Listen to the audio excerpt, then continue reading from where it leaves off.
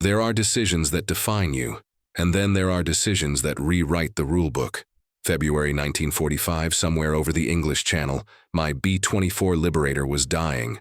Hydraulics gone, wing shredded by flak, and 10 men looking at me for an answer. The manual said one thing, physics said another. I had 30 seconds to choose between following orders or trusting a theory I'd never tested. What I did next got me investigated, almost court-martialed, and eventually taught at every Air Force academy in the country. But I'm getting ahead of myself. I've got another story coming soon that'll show you what happens when everything you trained for goes out the window in seconds.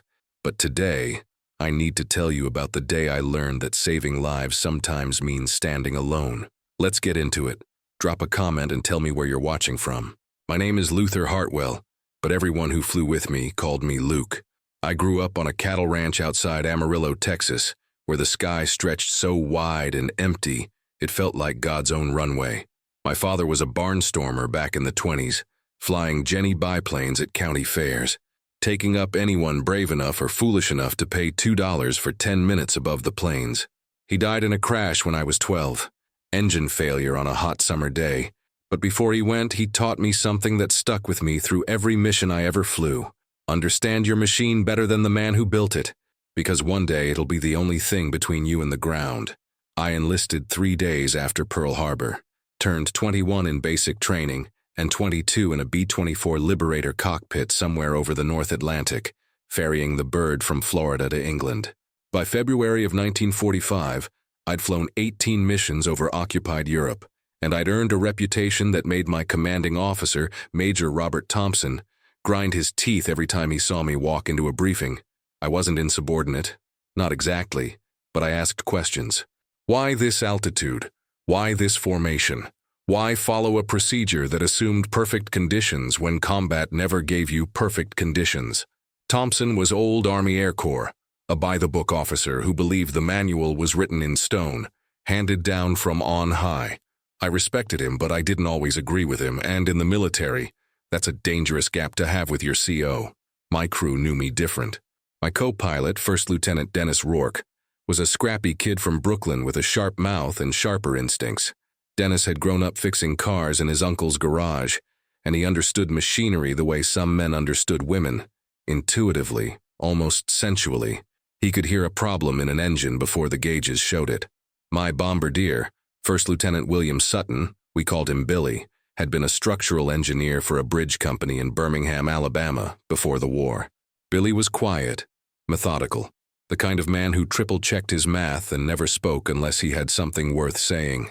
Our navigator, First Lieutenant Arthur Zimmerman, was a former high school physics teacher from Scranton, Pennsylvania, a wiry intellectual who could calculate wind drift and fuel consumption in his head faster than most men could work a slide rule. The rest of the crew rounded out with men I'd trust with my life, and had, repeatedly. Staff Sergeant Eugene Callahan manned the top turret. Sergeant First Class Maurice Blanchard handled the nose gun. Technical Sergeant Raymond Poole worked the waist guns with Sergeant Harold Finch. Sergeant Lewis Garrett held down the ball turret, and Staff Sergeant Peter Novak watched our tail. 10 men, 1 aircraft, and a bond forged in flak and fear, and the strange, unshakable belief that we'd all make it home because we had to. But I had a problem that winter, a theoretical problem that kept me awake nights in my bunk at our base in East Anglia. I'd been studying accident reports, reading everything I could get my hands on about emergency landings, structural failures, hydraulic malfunctions. The Army Air Forces had procedures for everything, checklists and protocols designed to maximize survival rates, and most of them made sense. But there was one scenario that bothered me, one gap in the logic that I couldn't reconcile. The manual stated clearly, in the event of hydraulic failure, use emergency compressed CO2 systems to deploy landing gear. Belly landings were considered a last resort, reserved for situations where gear deployment was mechanically impossible. The reasoning was sound. Landing on wheels was safer than landing on your fuselage, less likely to result in fire, easier to control. But the manual assumed your airframe was intact. It assumed the structural integrity of your aircraft wasn't compromised, and I'd seen enough battle damage to know that assumption was dangerous. I'd worked through the physics with Arthur one night over bad coffee in the officers' club, sketching diagrams on napkins. If your wing structure was damaged, if you had shrapnel holes or severed spars, attempting a landing at high speed without flaps, which required hydraulic pressure you'd used on your landing gear, could generate aerodynamic forces that would tear the wing clean off during your approach. The math was brutal and unforgiving. A B-24 without flaps had to come in at nearly 160 miles per hour. With a compromised wing, that kind of speed created stress loads the damaged structure couldn't handle. The alternative, the one that made sense to me but violated every protocol in the book, was to sacrifice the landing gear. Keep your hydraulic pressure in reserve. Use your emergency CO2 to deploy your flaps instead. Control your approach speed. Keep the stress on your airframe manageable, and accept the belly landing as the safer option. Billy had run the calculations independently and arrived at the same conclusion. Arthur confirmed the physics. Dennis, ever practical, had summed it up perfectly. So you're saying the manual's wrong? Not wrong, I'd told him. Incomplete. There's a difference. I'd tried to bring it up with Major Thompson once, casually, hypothetically, during a maintenance inspection. He'd shut me down before I'd finished the second sentence. Hartwell, we have procedures for a reason. Men smarter than you and me wrote that manual. Your job is to fly the aircraft and follow the checklist. Leave the theorizing to the engineers. I'd nodded, said yes, sir, and walked away knowing that if I ever faced that scenario, I'd have to make the call alone, and I'd have to live with the consequences, whatever they were. February 14th, Valentine's Day, 1945. The irony wasn't lost on us when we got the briefing that morning. The target was a petroleum storage facility on the outskirts of Berlin, part of the ongoing campaign to strangle the Nazi war machine by cutting off its fuel supply. Berlin was the most heavily defended target in Europe, ringed with flak batteries, patrolled by whatever fighters the Luftwaffe could still scrape together. Everyone who flew knew the odds. You went to Berlin, you earned your pay, and you counted yourself lucky if you came back with all your engines running and your crew intact. Thompson gave the briefing himself, pointer tapping against the map, his voice flat and professional. We'd be part of a formation of over 200 bombers, a mix of B-24s and B-17s, with P-51 Mustang escorts riding shotgun as far as their fuel would allow. The route in would take us over the Low Countries, across the Ruhr Valley, then the final push to Berlin. Expected flak was listed as intense to extreme. Expected fighter opposition was moderate, but German pilots were desperate now, and desperate men were dangerous. We'd drop our bombs, turn for home, and pray the formation held together long enough to get us back over friendly territory. I looked at my crew during the briefing. Dennis was chewing gum, jaw working steadily, eyes fixed on the map. Billy was taking notes, his engineer's mind already calculating bomb loads and fuel consumption. Arthur was memorizing the route, his fingers twitching slightly as if he were plotting coordinates in the air. The gunners sat quietly, faces blank, the way men look when they're preparing themselves mentally for violence. We'd done this before. We'd do it again. The mission was the mission.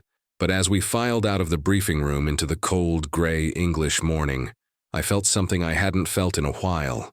Not fear, exactly. More like anticipation. A sense that something was coming. Something that would test everything I thought I knew. I didn't say anything to the crew. Didn't need to. We walked to our aircraft, a B-24J Liberator we'd named Lone Star Lady after my home state, and began the pre-flight checks. The ground crew had her ready, fuel tanks topped off, bomb bay loaded with 500-pounders, guns cleaned and ammunition belted. She looked good. She always looked good. But machinery has no loyalty, no sense of occasion. It works until it doesn't, and then it's up to the men inside to figure out what comes next. I climbed into the cockpit, settled into the left seat, and ran through the startup checklist with Dennis. Engines 1, 2, 3, 4, all turning over clean. Oil pressure good, manifold pressure steady. I tested the hydraulic systems, watched the gauges respond, felt the resistance in the controls as the flight surfaces moved. Everything nominal, everything by the book. I looked out at the sky, pale and overcast, the kind of sky that hid flak bursts until they were close enough to kill you, and I wondered if today would be the day my theory stopped being theoretical. We took off at 0847 hours, the Lone Star Lady heavy with fuel and bombs. her wheels lifting off the runway with that reluctant grace that always made my stomach tighten just a little. 36 aircraft from our group formed up over the English countryside, climbing through patchy clouds until we reached our assigned altitude of 22,000 feet. The air at that height was thin and brutally cold, 40 degrees below zero, cold enough that your breath froze on your oxygen mask, and the moisture in your eyes crystallized if you blinked too slow. The heaters in the B-24 were marginal at best, and the men in the waist and tail positions wore every layer they owned, heavy fleece-lined jackets and gloves so thick you could barely work the gun controls.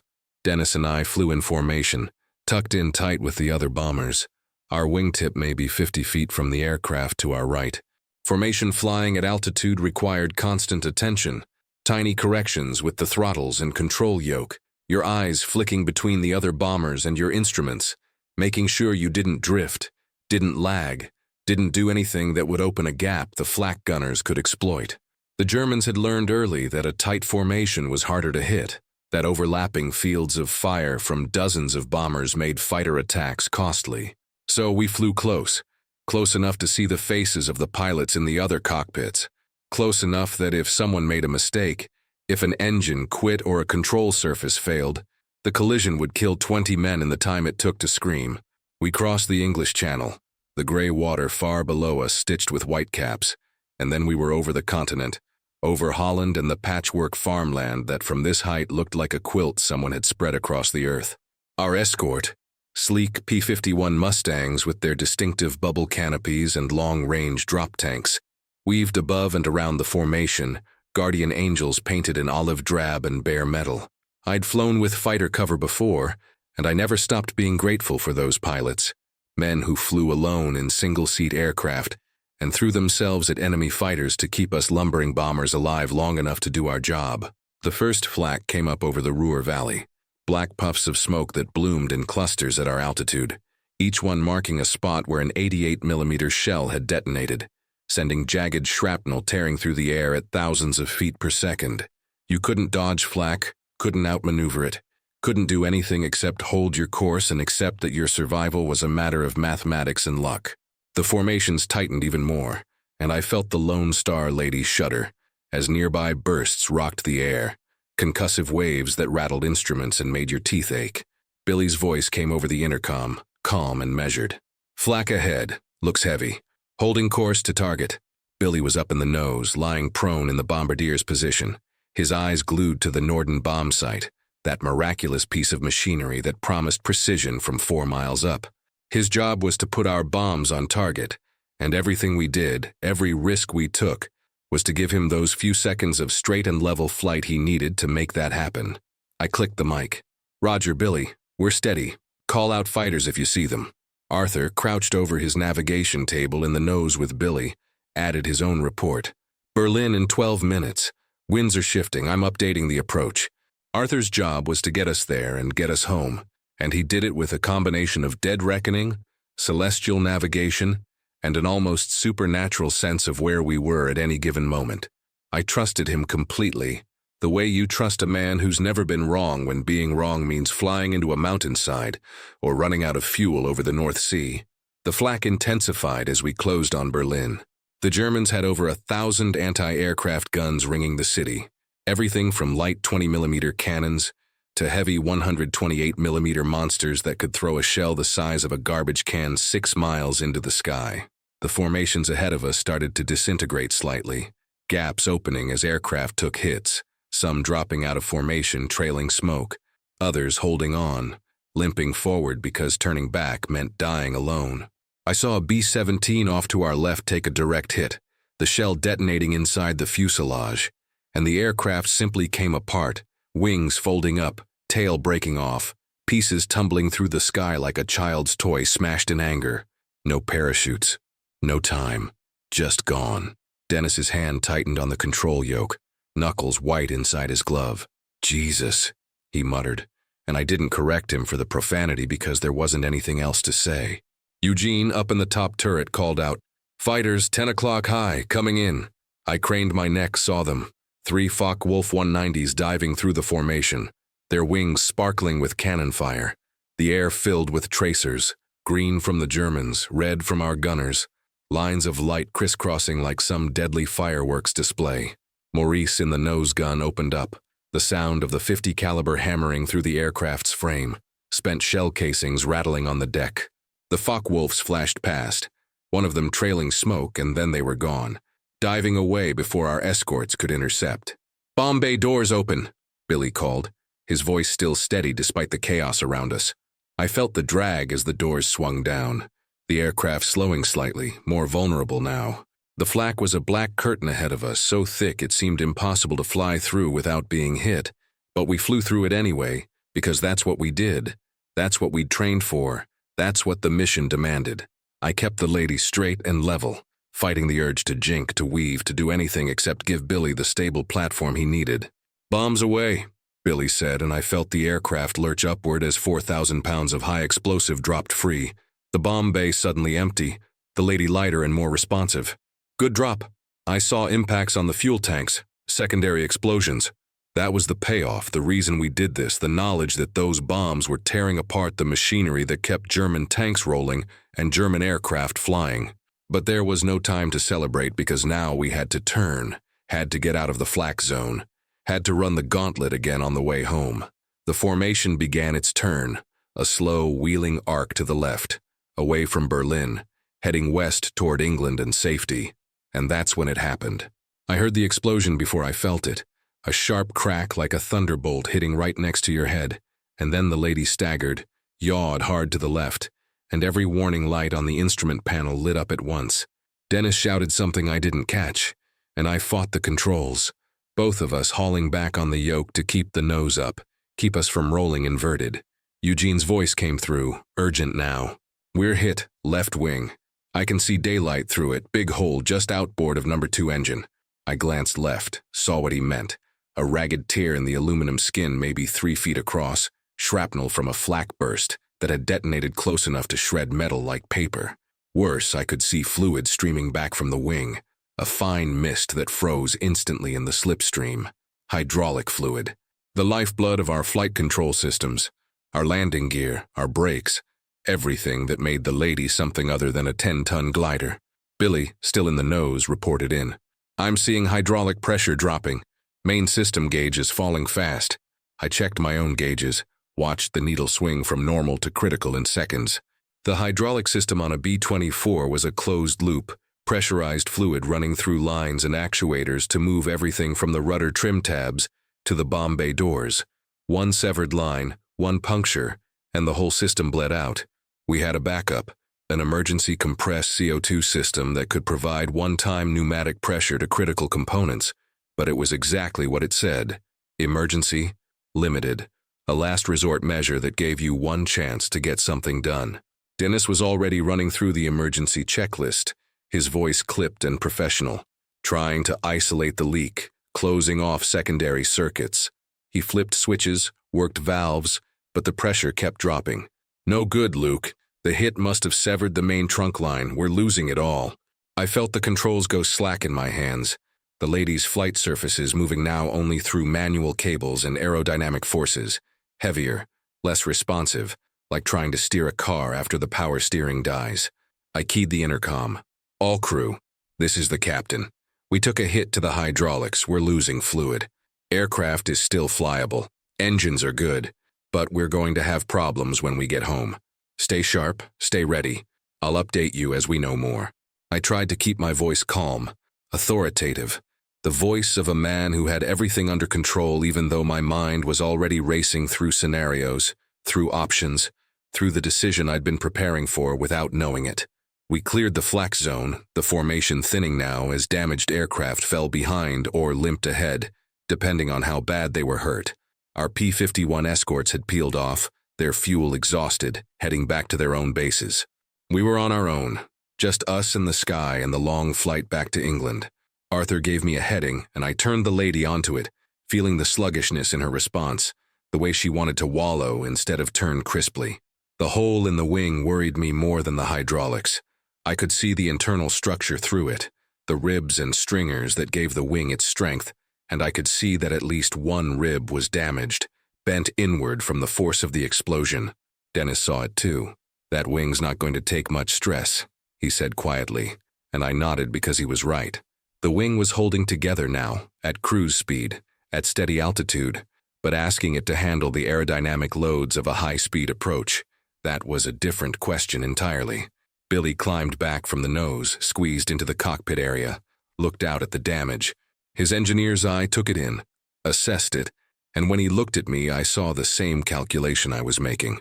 "If we come in hot without flaps," he said, "that wing's going to fold."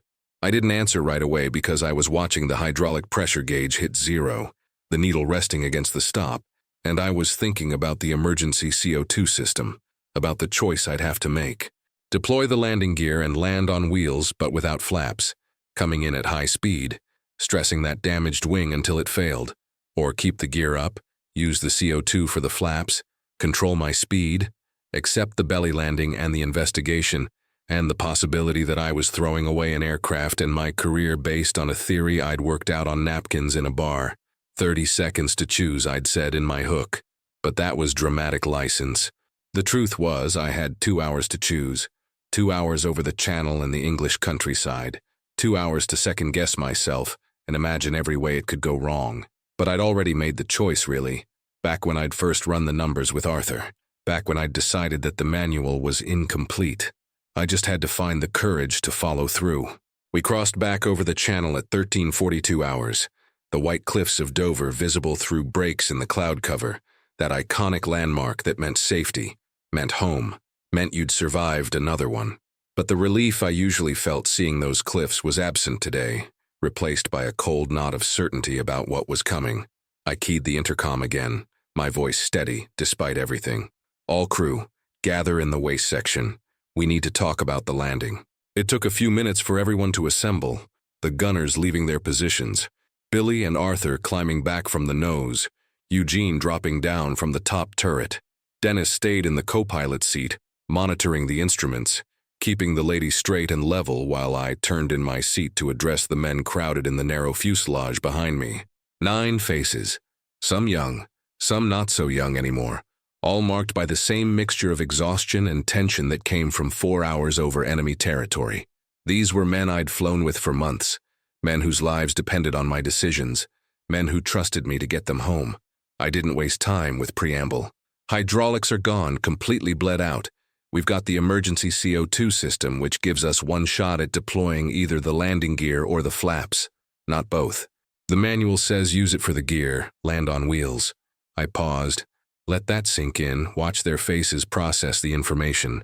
But we've got a 3-foot hole in the left wing and structural damage to at least one rib.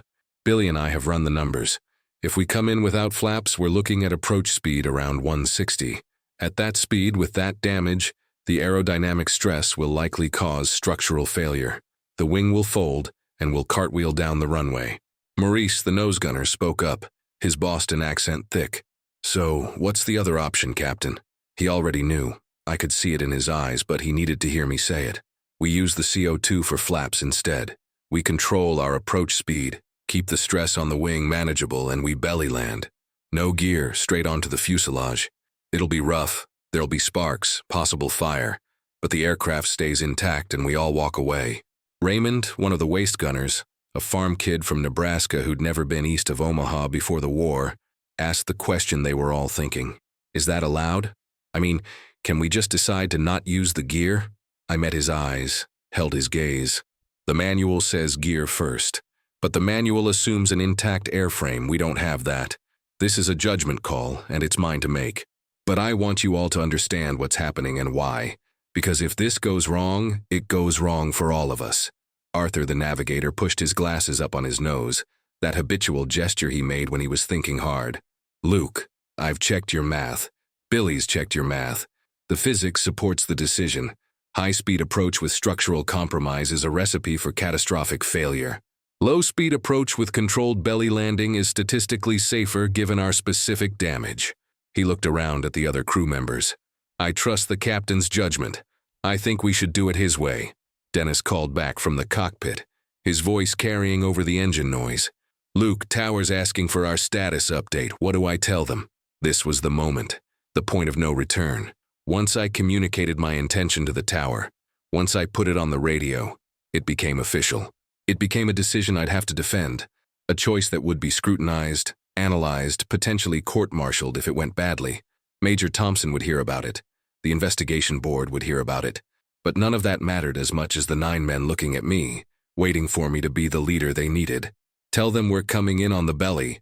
Flaps deployed, gear up. Request emergency equipment standing by. I turned back to the crew. Positions for emergency landing. Remove anything loose, secure everything you can. Raymond, Harold, make sure the first aid kits are accessible.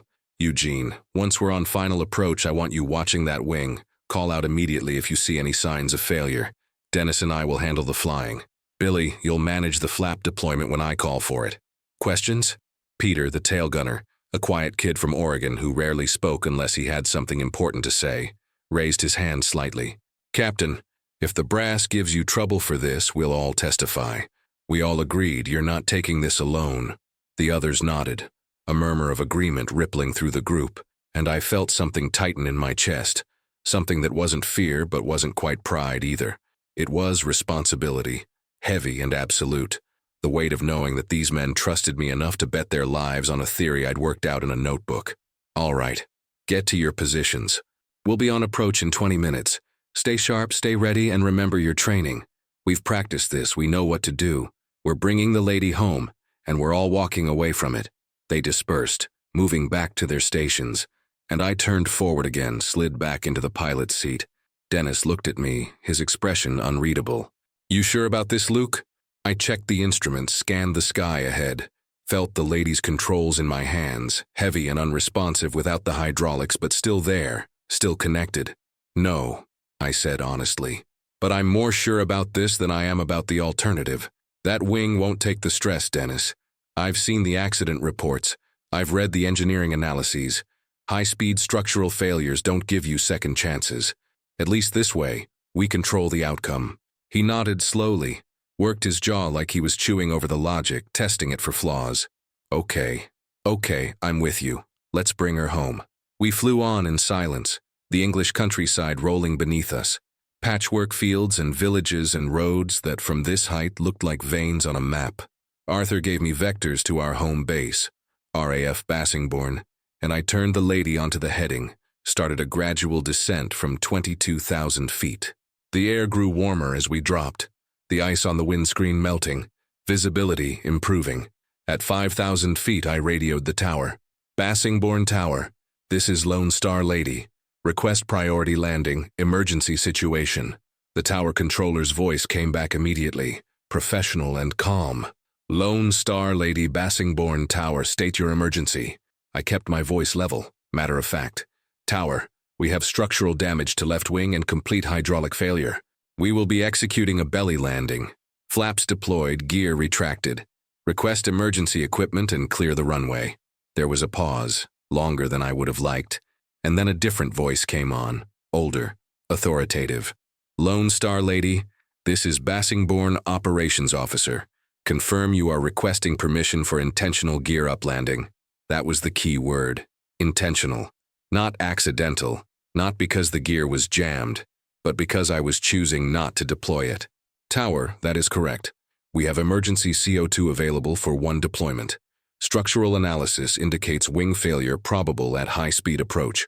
We are using CO2 for flaps to maintain controlled low-speed approach. Belly landing is safer option given our damage profile. Another pause, and I could imagine the conversation happening in the tower. The operations officer weighing procedures against circumstances, trying to decide if he should order me to follow the manual or trust my judgment. Finally, the voice came back. Lone Star Lady, you are cleared for emergency landing runway 24. Emergency equipment is being positioned. Be advised, this decision will be subject to investigation. Do you understand? Understood, Tower. We're committed. Lone Star Lady out. I switched to intercom. All crew, we're cleared. Final approach in 10 minutes. Billy, stand by on the CO2 system. Eugene, eyes on that wing. Everyone else, brace positions. Dennis ran through the pre-landing checklist, adapting it for our situation, calling out items and my responses, building a rhythm that was almost meditative. Fuel mixture rich, props full forward, cowl flaps open, harnesses locked. The lady descended through 3,000 feet, 2,000. And ahead I could see the airfield. The runway, a long gray strip surrounded by green fields. Emergency vehicles already gathering. Red lights flashing. At 1,000 feet I called for flaps. "Billy, deploy flaps now." I heard the hiss of the CO2 system activating. Felt the lady shudder as the flaps extended, the wings grabbing more air, the aircraft slowing, nose pitching down slightly. I compensated with elevator trim, brought the nose back up, adjusted power to maintain glide slope. The airspeed indicator dropped from 140 to 120, then 110, settling right where I wanted it. Slow enough to minimize stress, fast enough to maintain control. Eugene's voice crackled over the intercom. Wings holding, no visible deformation. Looking good. That was what I needed to hear. The runway filled the windscreen, concrete and painted markings rushing up to meet us, and I made final corrections. Lined up the center line, reduced power gradually. Dennis called out altitude. 100 feet, 75, 50. I pulled the throttles back to idle, heard the engines spool down, felt the lady sink the last few feet. "Brace," I said, and then we hit. The sound was ungodly, metal on concrete, a screech that went through your bones like a saw blade, sparks erupting in fountains from both sides of the fuselage as the lady's belly made contact with the runway. The aircraft shuddered violently, every rivet protesting, and I fought the controls to keep her straight, to prevent any yaw that would turn us sideways and send us tumbling. Dennis had his hands on the yoke too, both of us hauling back to keep the nose up, to keep the props from striking the ground, because bent propellers meant engine fires, and engine fires meant an explosion that would kill us all in seconds. The lady skidded down the center line, trailing a shower of orange sparks that looked almost beautiful, if you could ignore what they meant, friction and heat, and metal being ground away at a terrifying rate. I used differential throttle to steer, goosing number 1 engine to correct a slight drift to the right, then bringing it back, trying to keep us tracking true while the aircraft bled off speed through pure friction. The nose wanted to drop, gravity and aerodynamics conspiring to pitch us forward, but I kept back pressure on the yoke, felt Dennis doing the same, our combined strength barely enough to hold the attitude. Eugene's voice came through the intercom, steady despite the chaos. Wings holding, no buckling, structure intact. That was everything, that was the whole gamble paying off. Because if the wing had failed, we'd be cartwheeling now, 10 men dying in a fireball of aviation fuel and aluminum. But the wing held because we weren't asking it to do the impossible, weren't stressing it beyond what the damaged structure could handle. Billy had been right, Arthur had been right, and more importantly, the physics had been right. The airspeed indicator wound down, 100 miles per hour, 90, 80. The lady still sliding, but decelerating, eating up runway, but slowing, the friction doing its brutal work. At 60 miles per hour, Dennis reached over and cut the mixture controls to all 4 engines, starving them of fuel, then flipped the ignition switches off, eliminating any spark source that could ignite the fuel vapors that were undoubtedly leaking from ruptured lines. It was textbook emergency procedure, the kind of thing you practiced until it was muscle memory, and Dennis executed it perfectly, his hands moving with calm precision even as the aircraft ground down the runway like a wounded animal. 50 miles per hour, 40, 30. The lady was dying beneath us, I could feel it. The airframe absorbing punishment it was never designed to take, but she was dying slowly enough to save us, giving us those precious seconds of deceleration that meant the difference between survival and catastrophe. 20 miles per hour, and I could see the emergency vehicles pacing us along the taxiway, fire trucks with their red lights spinning, ambulances standing by, ground crews watching with the kind of horrified fascination that comes from seeing something you hoped would never happen actually happening. 10 miles per hour, and the nose finally dropped despite our efforts, the props on 3 and 4 striking the concrete with a shriek of tortured metal, blades bending back like flower petals, engines tearing themselves apart. We were slow enough now that it didn't matter.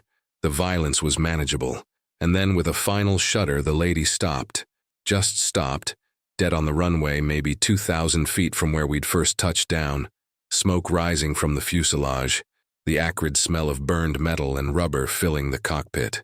For a moment nobody moved, nobody spoke, the sudden silence after all that noise almost shocking in its completeness. Then Dennis looked at me, his face pale beneath the grime and sweat, and said very quietly, "We're down." I nodded, couldn't seem to find words, just nodded and started going through the shutdown procedures, securing systems that were already dead, flipping switches more from habit than necessity. All crew, evacuate aircraft, use waste doors, move quickly, watch for fire. The men didn't need to be told twice. I heard them scrambling toward the exits, boots on aluminum, voices calling out to each other, the organized chaos of trained men executing emergency egress. I unbuckled my harness, pulled off my headset, grabbed the fire extinguisher from its bracket behind my seat. Dennis was already moving aft, checking that everyone was getting out. I did a final visual scan of the cockpit, making sure nothing was overlooked, no trapped crew member, no imminent fire hazard that needed immediate attention.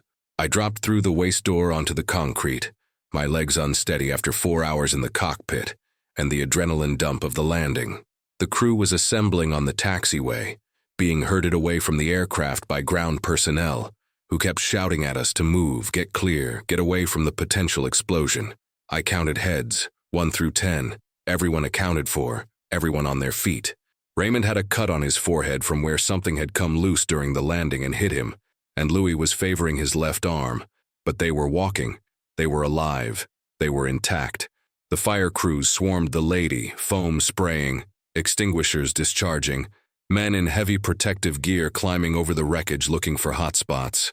I turned to look at what we'd left behind, and it was worse than I'd imagined. The entire belly of the fuselage was ground flat, metal scraped away, structural members exposed like bones through torn flesh. The props on engines 3 and 4 were destroyed, blades curled back at impossible angles. The tail skid had absorbed some of the impact but was bent and twisted. Hydraulic fluid and fuel pooled beneath the wings, and the hole in the left wing that had started this whole nightmare looked even larger now, the torn metal edges catching the afternoon light. An ambulance pulled up, medics jumping out with their aid bags, and they went to work on Raymond and Louis, checking vitals, bandaging wounds, asking questions in that calm, professional way that medics have. The rest of us just stood there, watching the fire crews work, watching the lady die by inches as they tore into her to make sure she wouldn't burn. Billy came and stood next to me, his face expressionless. "She's a total loss," he said, and I nodded because there was no point denying it. The airframe was structurally compromised beyond repair. The engines were destroyed. The avionics and instruments were probably shaken to pieces. The lady would never fly again, would end up cut apart for scrap, her aluminum recycled into new bombers for other crews. But 10 men were standing on that taxiway breathing English air, and that was the equation that mattered. I'd traded $1 million aircraft for 10 lives, and I'd make that trade every single time. Consequences be damned. Arthur joined us, then Dennis, then the rest of the crew. A quiet gathering of men who'd just survived something that should have killed them. Nobody was celebrating, nobody was cheering. We were all too exhausted for that, too aware of how close it had been. But there was something else. Something in the way they looked at me, a mixture of respect and relief and unspoken gratitude. A jeep pulled up, and Major Thompson climbed out, his face a thundercloud of barely contained fury. He stalked over to where I stood, and I came to attention, waiting for the explosion. "Captain Hartwell," he said, his voice dangerously quiet, "you just destroyed a B-24 Liberator against direct orders from the tower. You deliberately chose not to deploy your landing gear in violation of standard emergency procedures. You put your crew at unnecessary risk with an unauthorized maneuver. Do you have anything to say for yourself?"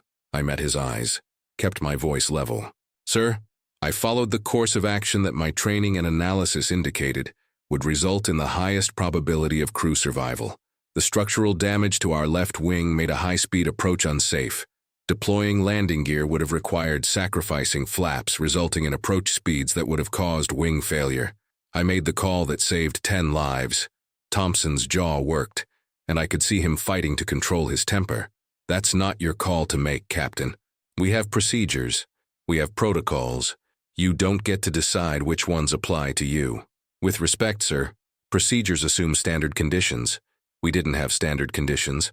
We had a damaged airframe and a single-use emergency system. I evaluated the options and chose the one that brought my crew home alive.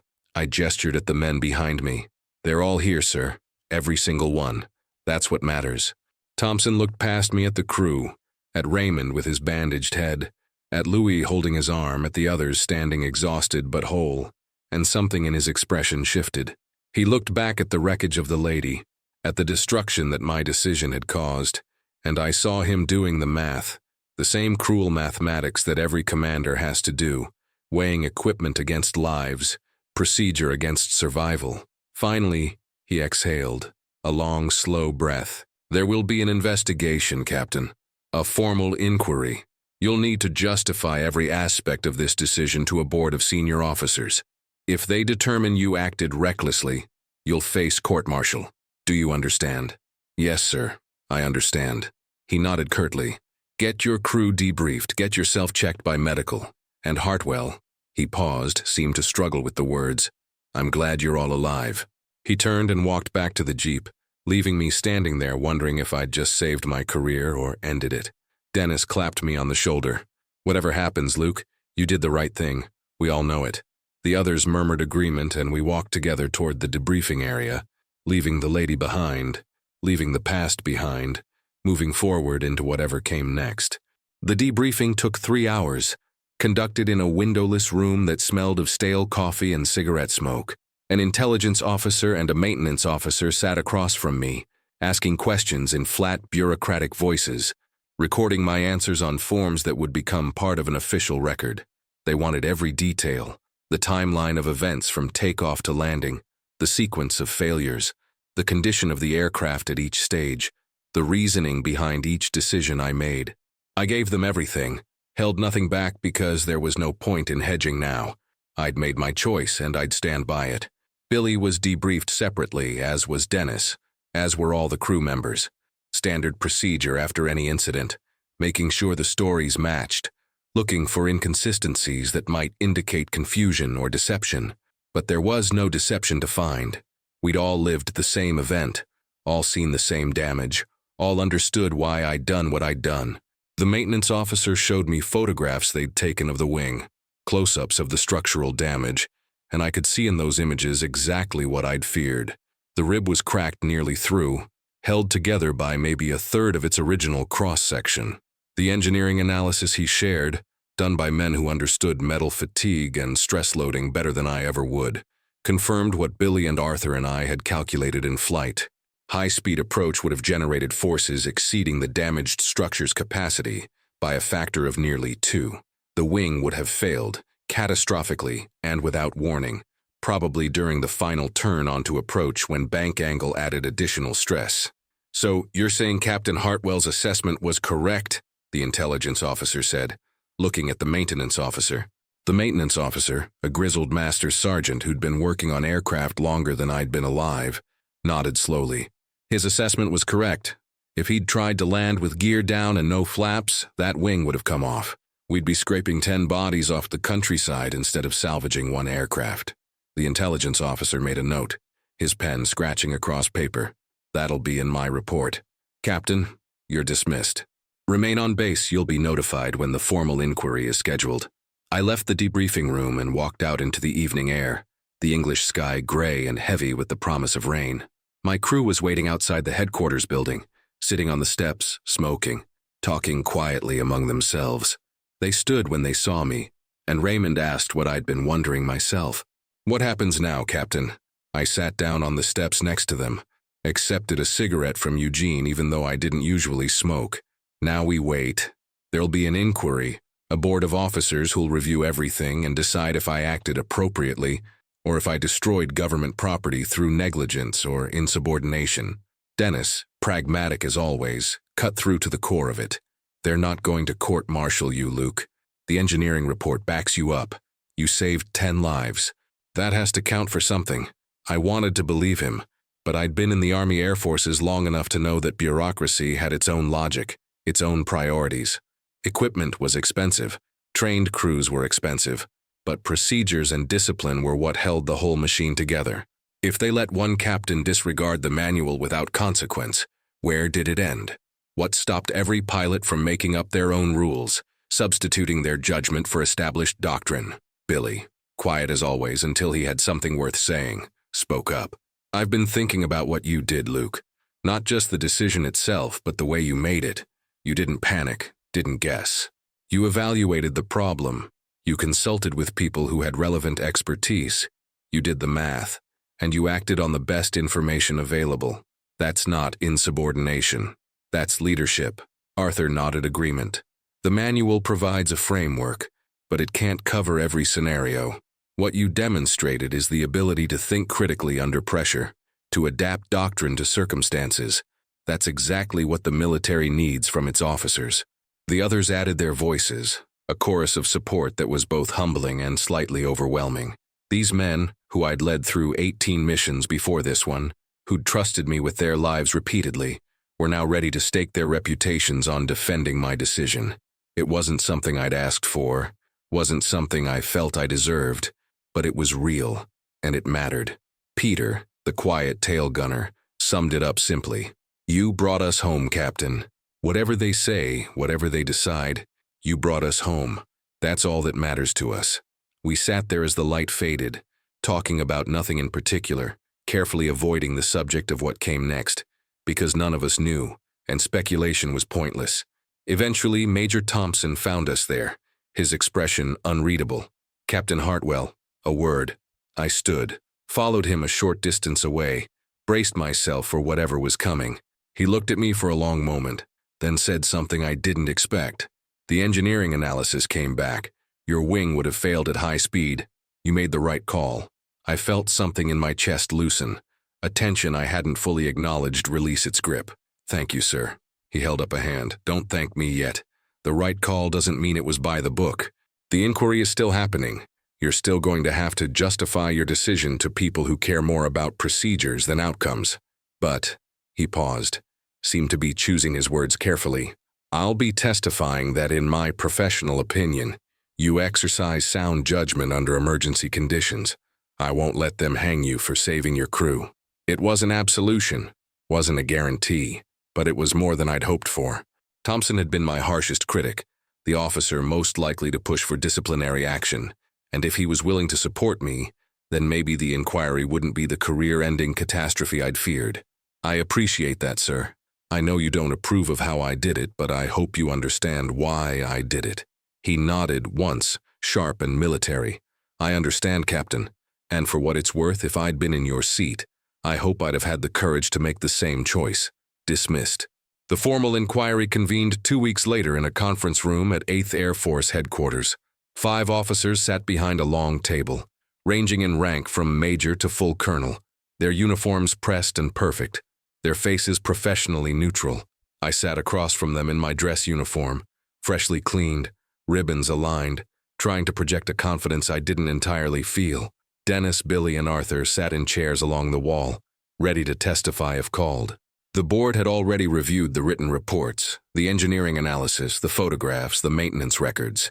Now they wanted to hear it from me directly. The colonel in the center, a lean man with silver hair and pilot's wings from the previous war, opened the proceedings. Captain Hartwell, you stand before this board to answer questions regarding your actions on February 14, 1945. Specifically, your decision to execute a wheels-up landing contrary to established emergency procedures. This is not a court-martial. This is an inquiry to determine facts and assess whether your actions warrant commendation, censure, or further action. Do you understand? I stood, came to attention. Yes, sir, I understand. They took me through it chronologically, asking me to reconstruct every moment from the flak hit over Berlin to the landing at Bassingbourn. I explained the hydraulic failure, the wing damage, the limited options provided by the emergency CO2 system. I walked them through the physics, the calculations Billy and Arthur and I had done, the reasoning that led me to conclude that a high-speed approach would result in structural failure. One of the majors, a bombardier by his insignia, asked the question I'd been expecting. Captain, the manual is clear that landing gear deployment takes priority. What gave you the authority to disregard that guidance? I'd prepared for this, had thought through my answer during the long nights waiting for the inquiry. Sir, the manual assumes an intact airframe. In our case, the structural damage to the wing changed the parameters. The manual provides guidance for standard scenarios. But as pilots, We're trained to exercise judgment when conditions fall outside standard parameters. My judgment, supported by calculations and consultation with crew members who had relevant technical expertise, was that following standard procedure would result in wing failure and probable loss of all crew. I made the decision that prioritized crew survival over equipment preservation. The colonel leaned forward slightly. You consulted with your crew? This wasn't a unilateral decision? I shook my head. No, sir. I involved my bombardier, who has an engineering background, and my navigator, who has expertise in physics. We worked the problem together. The final decision was mine, but it was informed by the best technical analysis we could generate under the circumstances. One of the other officers, a lieutenant colonel with a logistics branch insignia, made a note. So you're saying that collective expertise justified deviation from doctrine? Billy stood without being called, his voice carrying across the room. If I may, sir, Captain Hartwell consulted with personnel who had specialized knowledge relevant to the emergency. That's not deviation from doctrine. That's crew resource management, which we're all trained in. The captain used available resources, including human expertise, to make an informed decision under time pressure. The colonel looked at Billy, then at me. Are you always this informal with your crew, Captain? It wasn't really about formality, I knew. It was about whether I maintained proper command discipline. Sir, I maintain appropriate command structure, but I believe effective leadership means recognizing when someone else has knowledge or perspective that improves decision-making. I don't consider that a weakness. Arthur spoke up next, his professor's voice calm and pedagogical. Gentlemen, if I may offer a perspective, the scientific method requires testing hypotheses against evidence. Captain Hartwell formed a hypothesis that low-speed approach would be safer given structural damage. We tested that hypothesis mathematically and found it sound. The subsequent engineering analysis, conducted by qualified personnel with better tools than we had available in flight, confirmed our conclusion. This isn't about disregarding procedure. It's about applying scientific reasoning to an unprecedented situation. The questioning continued for another hour, the board probing different aspects, looking for flaws in my reasoning or evidence of recklessness. They asked Dennis about my demeanor during the emergency, whether I'd seemed panicked or impaired in judgment. Dennis testified that I'd been calm, methodical, had consulted appropriate personnel and made decisions based on analysis rather than emotion. They asked Eugene about the condition of the wing, whether the damage was as severe as I'd described. Eugene confirmed everything, added details about metal deformation and fluid leakage that supported the engineering assessment. Finally, the colonel called a recess, and the board retired to deliberate. I sat in the hallway with my crew, waiting, the minutes stretching out interminably. Billy pulled out a flask, offered it around, and we each took a small sip of whiskey that burned going down and settled warm in the stomach. No one spoke much. There wasn't much to say. We'd presented the facts, made our case. Now it was out of our hands, subject to the judgment of men who hadn't been there, hadn't felt the damaged aircraft shudder under their hands, hadn't had to make the choice with 10 lives hanging in the balance. After 45 minutes, we were called back in. The board had reached their conclusions. The colonel read from a prepared statement, his voice formal and official. This board finds that Captain Luther Hartwell, on February 14, 1945, faced an emergency situation outside the parameters covered by standard operating procedures. Captain Hartwell conducted appropriate assessment of the situation, consulted with qualified personnel, and made a decision based on sound reasoning and available evidence. While Captain Hartwell's actions did result in the destruction of a B-24 aircraft, the board concludes that following standard procedure would likely have resulted in loss of aircraft and crew. Captain Hartwell's decision is therefore deemed justified under the circumstances. No disciplinary action is recommended. Further, this board recommends that Captain Hartwell's decision-making process be studied as a case example in crew resource management and emergency decision-making. These findings will be forwarded to Training Command for review. He looked up from the paper, met my eyes. Captain Hartwell, you're dismissed. Congratulations on bringing your crew home. The war in Europe ended 3 months later, Victory in Europe Day bringing celebrations that felt both joyful and bittersweet, because so many hadn't lived to see it. My crew and I flew 2 more missions before the German surrender, both successful, both routine in the way that nothing involving flying through flak over enemy territory could truly be routine. When the shooting finally stopped, when the guns went silent and the bombers stayed grounded, we found ourselves in that strange limbo of soldiers who'd defined themselves by war suddenly facing peace. I returned to the States in July of 1945, processed out through a separation center in New Jersey, traded my uniform for civilian clothes and a train ticket back to Texas. The ranch where I'd grown up looked smaller than I remembered. The horizons not quite as vast, but it was home. And for a few months I tried to convince myself that I could be satisfied working cattle and mending fences. But the sky kept calling, kept pulling at something in me that flying bombers through flak had awakened. And by spring of 1946 I'd signed up with a crop dusting operation, flying beat-up Stearman biplanes over cotton fields, which was about as far from combat as you could get, but at least kept me airborne. Years passed the way years do. I married a schoolteacher from Amarillo named Sarah, had 2 daughters who grew up hearing stories about their father's war that probably sounded more like adventure tales than the grim reality had been. I flew for the crop dusting company, then for a small commercial outfit, eventually became a test pilot for an aircraft manufacturer, work that was challenging and occasionally dangerous, but never quite matched the intensity of those bomber missions. The war became something I'd done, something in my past, not something I dwelled on except when veterans gathered and the stories came out over drinks. In 1958, I got a letter on U.S. Air Force letterhead, an official invitation that made Sarah raise her eyebrows when she saw it. The newly established Air Force Academy in Colorado Springs wanted me to serve as a guest lecturer, to present my Berlin mission as a case study in decision-making under pressure. I almost declined. Couldn't imagine what I had to teach young cadets who'd been children during the war, who were training for a different kind of conflict in a jet age I barely understood.